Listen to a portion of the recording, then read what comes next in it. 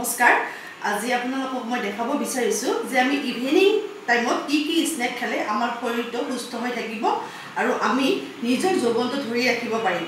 ধৰি লওক এজন পুৰুষে 60 ইয়াৰ 65 ইয়াৰ্ছলৈকে কেনেকৈ মানে ডেকা হৈ থাকিব পাৰে, তেওঁৰ মানে শাৰীৰিক গঠন কেনেকৈ সুস্থ হৈ থাকিব পাৰে, তাকে এতিয়া আপোনালোকক এই প্লেটখন মই আপোনালোকক দেখাইছো কেনেকৈ মানে সজাই পৰাই। এইখন তাৰমানে হ'ল আমাৰ ইভিনিং স্নেকত এইকেইবিধ আহাৰ যদি আপোনালোকে সদায় খাব পাৰে, নিজৰ শৰীৰটো ভালে থকাৰ লগতে নিজৰ যৌৱনটো সুস্থ হৈ থাকিব।